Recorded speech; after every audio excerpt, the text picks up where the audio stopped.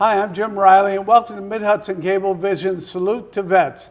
Today, we have Kyle Snyder visiting with us. Kyle, how are you? Good. How are you, sir? Good. Sir, we've been talking for about an hour and a half since we went on the air, so you don't have to call me sir anymore. But thanks for spending time with us today. We appreciate it.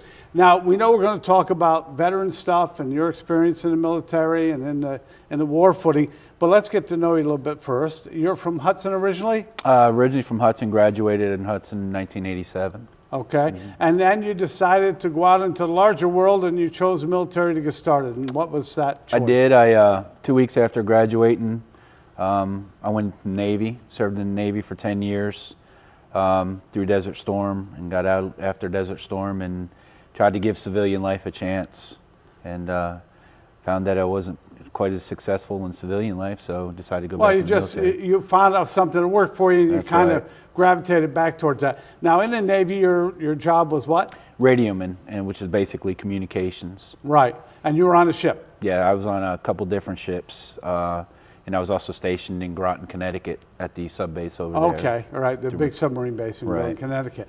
Okay, so you decided you were going to go back in. When was that? I went back into, I moved down south and went back in the Army National Guard in 1999. I did a year with the Virginia Guard, got married, and we were expecting a child, so I decided that I wanted to get out and spend time at home and be there for, the birth of my child and everything else. So I did 1 year down there. Yeah. And went back and worked as civilian jobs and everything else. And then soon after I got out, 9/11 happened. Yeah. And, it's, I guess, instilled in all vets that you want to do something for serve, your country. You want to be there, yeah. Right. And I went back in actually a few years later, went back in 2008. And went with a military police unit out of Winterville, North Carolina. Okay, now you and I were talking when we went out earlier, these career fields, particularly military police, get you right into the heart of the action. So Right. when you went into the war footing, where did you go? I was in Coast Province, Afghanistan. Okay. And got over there in June or August, and was only there 7 weeks. So it was, had to adjust to the world as it was over there. Right. And that was a big adjustment for us. Well, I was going to say, and I don't want to get too heavily into that, because if you're not there, if you've never been in a war footing, I don't think there's any way for us to really understand that and share it with folks. But let's talk about some of the feelings, because Steve had some interesting questions. Steve Mortafolio is our producer on this project. So let me get one of his questions, because I thought it was a good one. What about the close friendships you made while you were over there? That is important, isn't it? It is important because you're working together side by side 24 hours a day, 7 days a week. It's not like you can take a couple days vacation to get away from everything. You see each other, you train together, you run your missions together. Your close friends do become your family. Right. And so it's even that much more important that you maintain that friendship over there and keep the camaraderie, and you keep the working relationship. Nice. Terribly important. It is important, because those are your friends, those are your family. Yeah, it's very important. Now, on the other side, because Steve had another interesting question there, I thought, and that is, what was like that gap between you and the family, and how did you keep communicating and keep that link together? Well, it was difficult because where we were, the internet wasn't the best. So you had Skype. You didn't have any text messaging. Right. So if the internet was good, that decided to behave that day, you had good Skype connection. Right.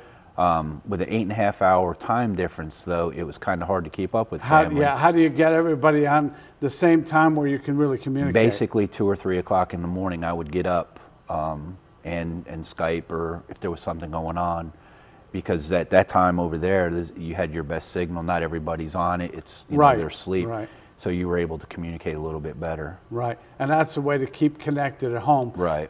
Very stressful on the family as well, I would think. Absolutely. I mean, when a soldier deploys, the family deploys. Yeah. The spouse at home now picks up the slack for the spouse that is left, and getting kids where they need to be, and running the household, and right. So it is stressful. Well, and the other is that little cloud over the head with the worry as well. And never knowing what you're doing. That's right. Yeah, that's got to be tough on both ends.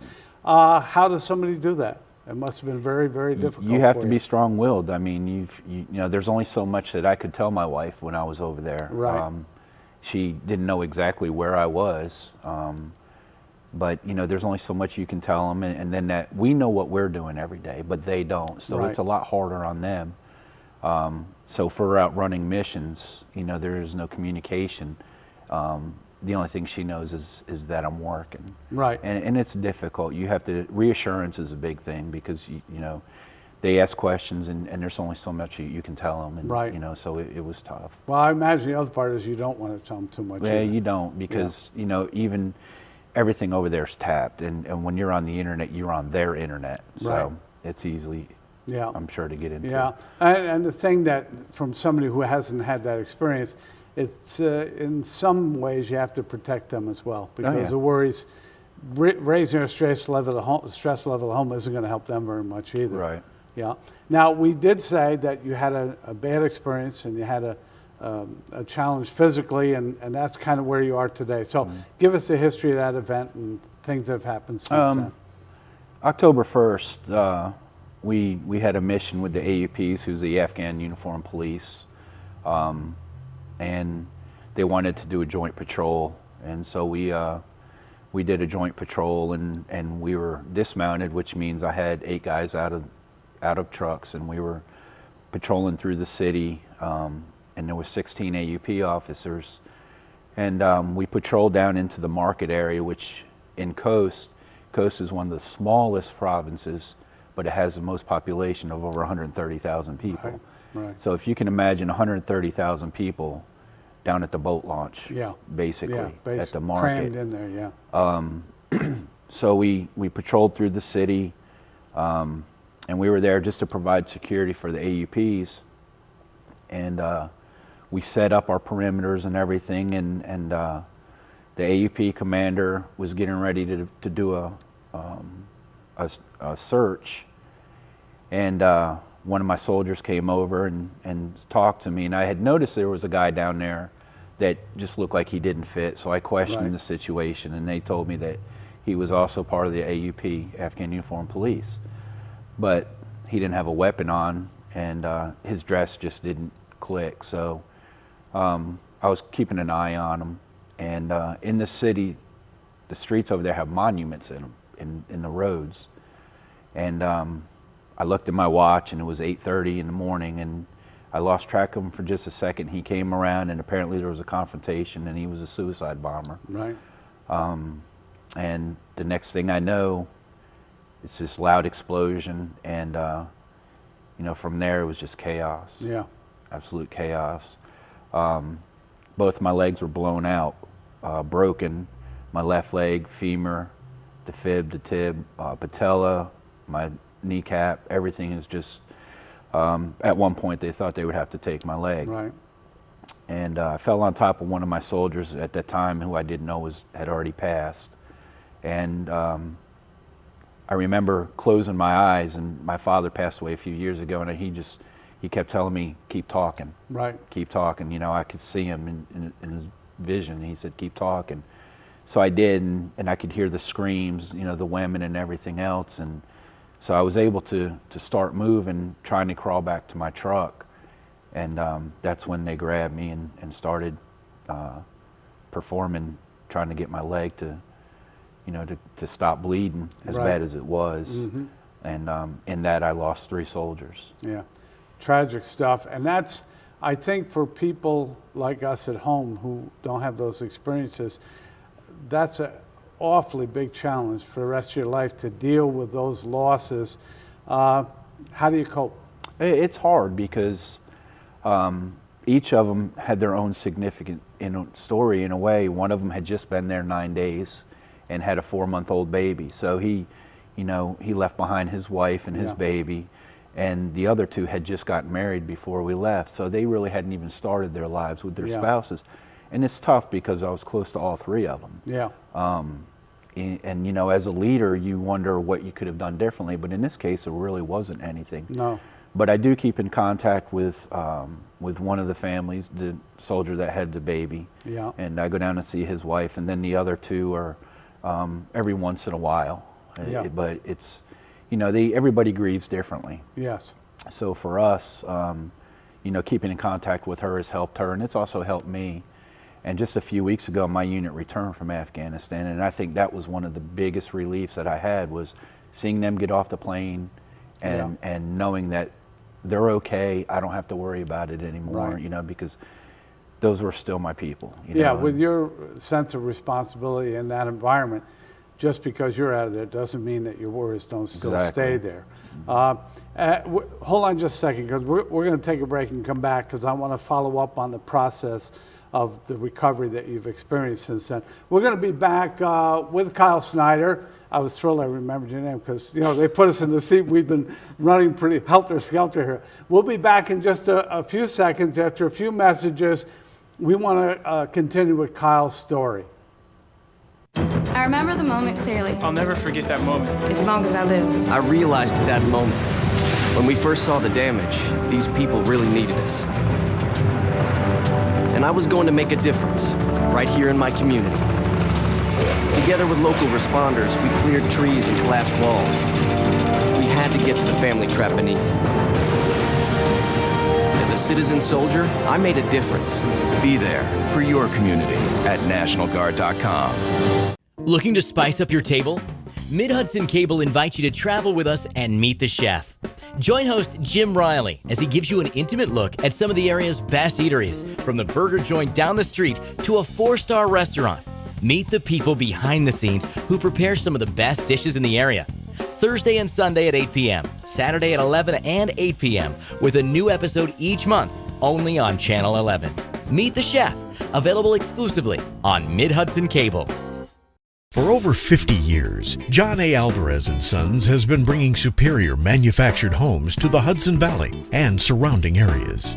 If you're thinking about downsizing, their new senior community at Bell's Pond, located in Livingston, may be just what you're looking for. Their ranch-style homes are low maintenance, Energy Star approved, and close to all shopping. Ready to make that move and discover the new you? Call John A. Alvarez & Sons for more information. Time was, banking meant long lines. Then came online banking, free bill pay, ATMs, even mobile banking. Kinderhook Bank customers enjoy all these conveniences, plus a wide range of banking and loan services for both family and business. But sometimes you still need a face-to-face, maybe some coffee, or just a quiet moment. We have that too. Kinderhook Bank, your kind of bank.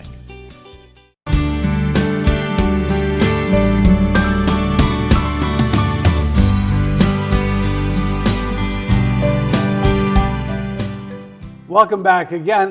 Mid-Hudson Cable Vision, salute to the veterans. That's this program. And Kyle Snyder, again, thanks so much for taking time with us today. And I asked, we were speaking while we were off camera, and you told us some of the details of what took place. I think we're going to leave that out, because I think it's a little too tough for the folks at home. So if we could pick it up from, it was a bombing. Yes. Your knees were severely, not knees, your legs were severely damaged. Right. And then you were picked up in a helicopter, and then take us on from there.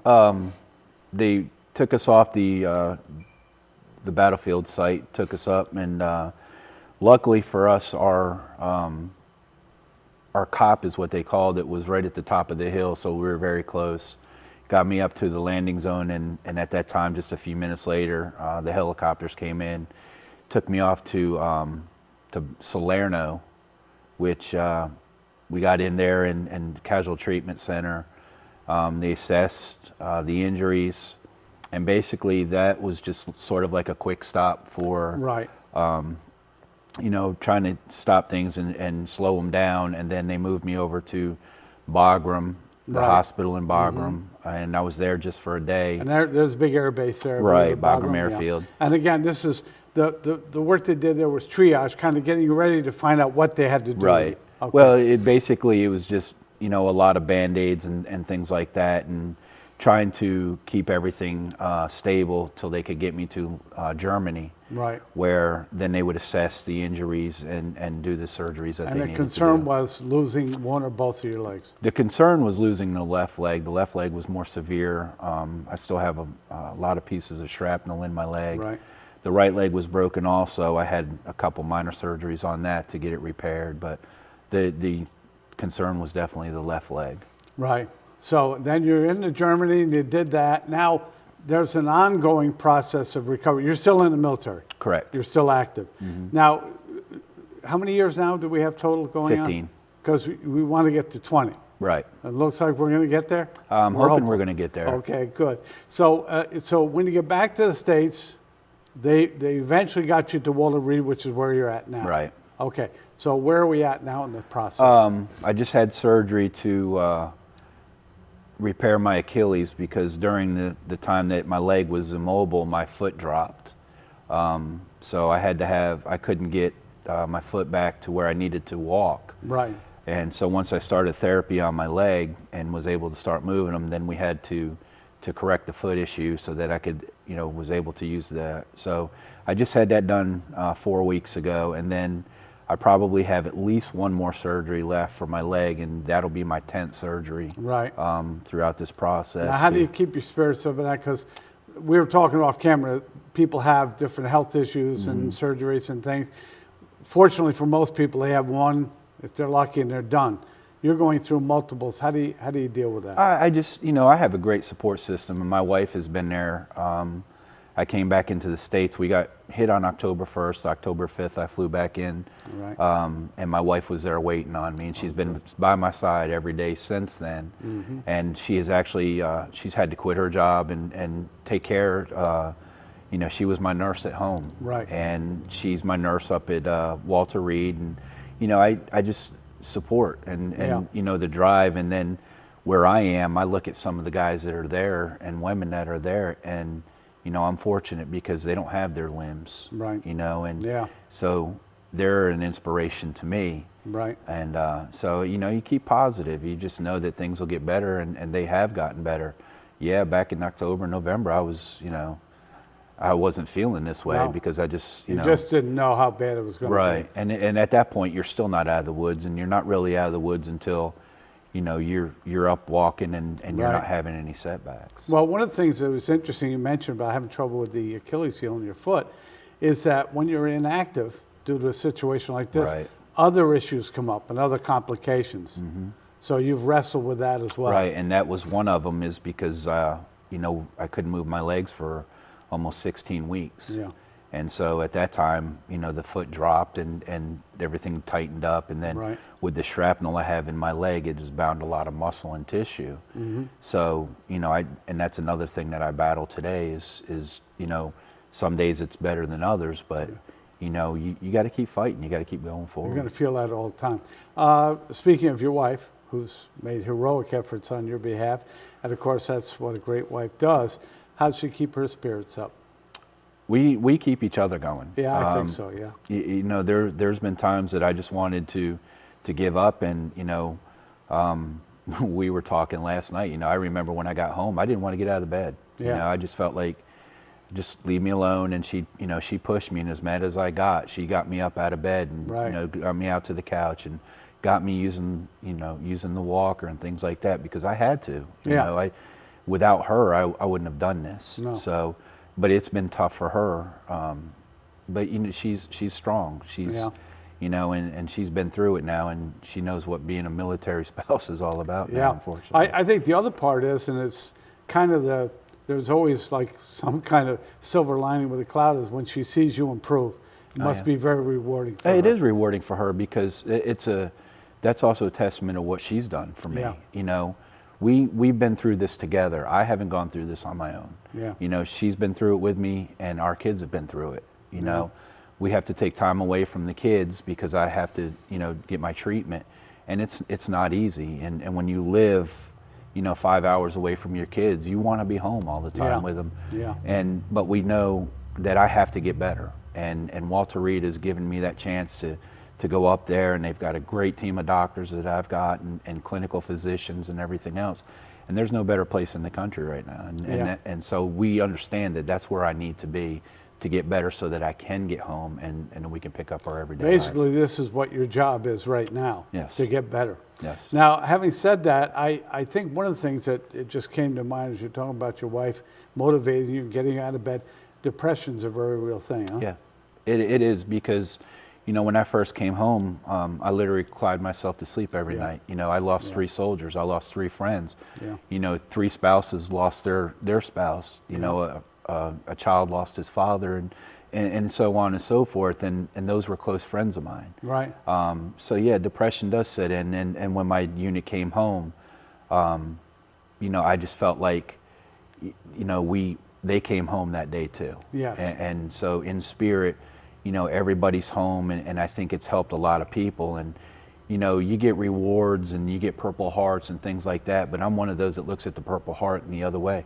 You know, I wish I didn't have it, because that means I wasn't in a conflict or lives weren't lost. Yeah. And so you think about those things, and being a little bit older than most of the people in my unit, that's one of the ways that I am. I mean, I'm just, you know, I would rather have come home and spent 10 months overseas and struggled with missing my family than to come home the way I did. Having had that experience and have those losses. Correct. I have to tell you that most people are fortunate. And I explained to you earlier my military experience, where I fit in between conflicts, and I didn't have to face that situation. I think that we really find out who we are through this kind of experience, and you got to feel awfully good about yourself and where you are today. Yeah, you do find out, because your inner strength is never comes to the surface until it really has to.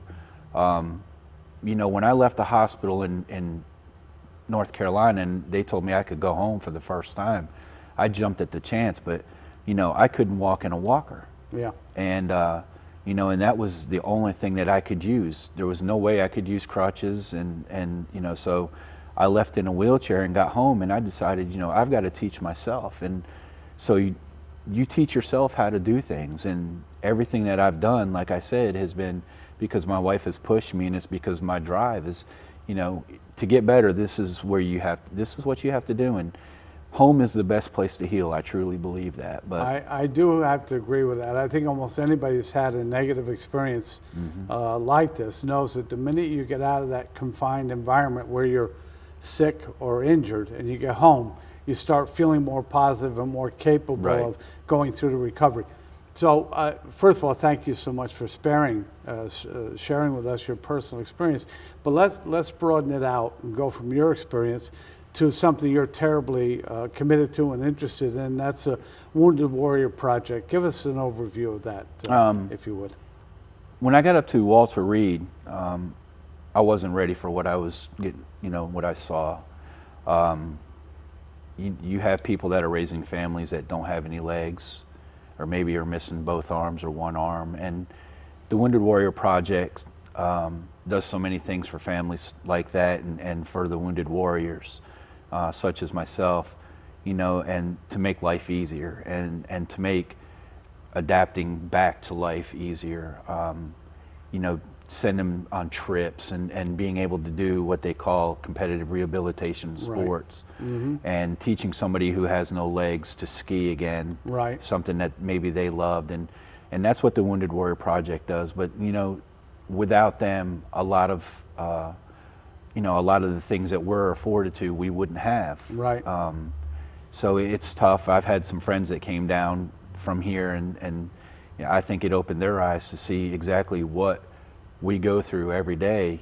And I consider myself lucky because I'm able to walk down the hall or go to my appointments. But at Walter Reed, there are a couple guys that have had, you know, their wives have had children while they're there. They've been there 3 or 4 years, and they may be there 3 or 4 more years. And with the Wounded Warrior Project, the Hero Miles, it allows families to fly for free back and forth so that they can visit or be with their loved one, you know, their soldiers, to get through the care. And so my biggest thing is when I'm all said and done and I'm healed and everything else at the Wounded Warrior Project, is somehow I feel like I have to start working with them to give back, because they've given so much for me. Yeah, I think that's important. We look behind us and see the flag and the things we believe in and the commitment that you people have made. I think when you look at our responsibility as a nation and as a people, is that we have to support projects like the Wounded Warrior Project. I know that Mid-Hudson Cable, through some of its employees, has worked at Ski Windham with a disabled skier project, and a lot of warriors have come in and experienced that.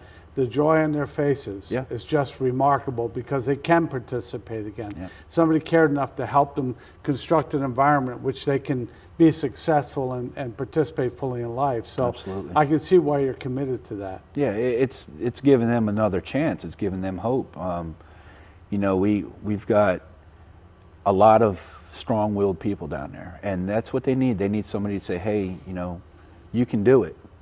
Because you can sit in your room all day and just, you know, think about everything bad, but there's a lot of things good out there, and you got to get out and you got to do them. And the Wounded Warrior Project allows us the opportunity, and they take them to ball games, and we do, you know, we visit Capitol Hill, we go to the White House, Right. you know, the skiing, adaptive skiing programs, hunting, fishing, you know, and it's all about them. And Right. it's their day, and I've been a part of a couple of them, and you know, I had a great time, and so that's what it does. It gets your spirits going, and it gives you, you know, positive gain, and Yeah. to know that you can do this. Yeah. Well, when we get off the air, I'm going to find out where you got that shirt so I can get one. I never like to do this unless I get something out of it. You know what I'm saying, Kyle? Well, they actually at the hospital, they'll come around and once a week they'll set up and give you And shirts and shorts yeah. and hats, and Great. you know, they're always giving something. Isn't you know, that to wonderful? the Warriors. It is And great. Yeah. Now, Steve had one note here. I got to look. We're going to give him credit again. Steve Mortifolio put this project together, and I think it's really kind of a good way to wrap this up today. What about something we haven't asked you? Is there anything you want to share with the folks out there? It's, you know, I think everybody's story is unique and is different. It was a pleasure for me to be in the parade on Saturday. That's right. Flag you know, Day parade. Flag I'd Day forgotten about parade, that, yes. and to come home back to Hudson, you know, and see friends and be with friends and family and be able to represent Hudson, and you know, and I hope what people saw is that there, you know, there's hope for people that are injured or things like that. I know a lot of people followed my thing on Facebook Right. and what I've gone through for the last 8 months, but you know, let's not take for granted what we have, Right. because it could all be gone very quickly. And my family is near and dear to my heart, and that's one of the things, you know, that's what I thought about, is losing my family, you Yeah. know, and I promised my wife when I went over, I said, I'll be back, you know, and she was concerned, and I said, but I'll be back. I came back, but I didn't come back the way I wanted to come back, and Right. you know, so you don't take anything for granted and appreciate what you've got. And you know, one thing, I talk to a lot of kids at schools Terribly down there, important, yeah. and Yeah. you know, one thing I always tell them is it starts at home, respecting your parents and you know, your teachers. Listen to them, but have a career path. You know, have something long term down the road that you want to do. That, you know, when you're out of high school, make a positive influence on your community. Yeah. You know, because nobody can not do it. They can do whatever they want. Right. You just got to put your mind to it. And so, you know, I've got 5 kids. My wife and I have 5 kids total, and it's all of them are you know, have lived through this with me. So it's been a learning experience for some, but for me it's been more of a teaching experience, and so it's easy for me to talk about it to people, and I think that's helped me, you know, get through Cope, my yeah. Yeah. So Well, I have to tell you how much I enjoyed meeting you and having this experience with you.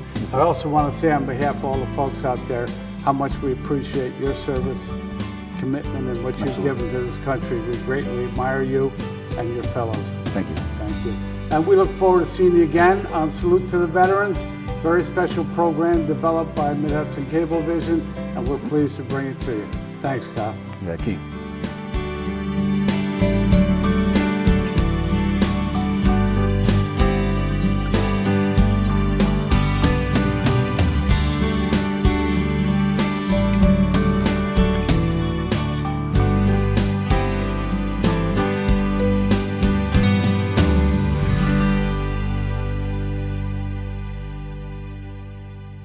Welcome to Smart Home from Mid-Hudson Cable, a monitoring solution that brings the power of video to protect your family and home. Using cameras installed by Mid-Hudson cable technicians, you can check in on your pets, be notified when your children get home, or look in on the nanny. For businesses, a visible camera can reduce crime and help employees and customers feel safer at night. Call today to learn how Smart Home can help you.